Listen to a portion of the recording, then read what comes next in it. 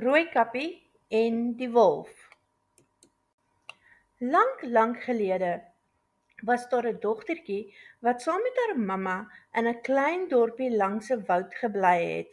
Haar naam was Rooikappie, want sy het altyd 'n rooi kappie gedra. Eendag het Rooikappie vir haar siek ouma gaan kuier. Sy het 'n mandjie vol kos vir haar gevat. Op pad het sy 'n wolf in die woud raakgeloop. "Waar gaan jy?" het die wolf gevra. "Ek gaan vir my ouma kuier," het Rooikappie geantwoord. Die wolf het vinnig na ouma se huis gehardloop.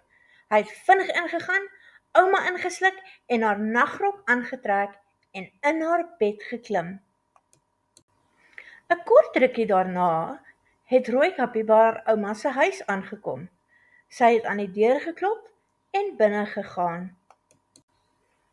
"Ouma, hoekom is jou oë so groot?" vra Rooikappie. "Om jou beter te kan sien, my kind," sê die wolf. Rooikappie het by haar ouma se bed gaan staan. "Ouma, hoekom is jou ore so groot?" het sy gevra.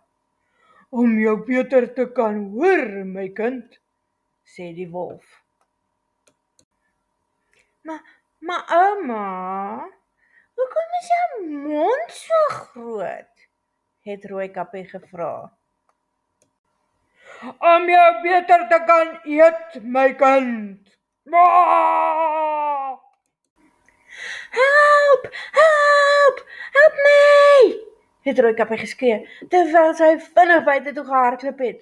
Sy het dadelik besef dit is die wolf, nie haar ouma nie.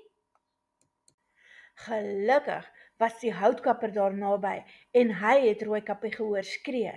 Hy het vinnig nader gehardloop en haar gehelp. Die houtkapper het die wolf oor die kop geslaan en ouma het uit sy maag gespring. Rooikappie was baie bly om haar te sien. Van daardie dag af het Rooikappie nooit weer rondgeloop en met vreemdelinge gepraat nie.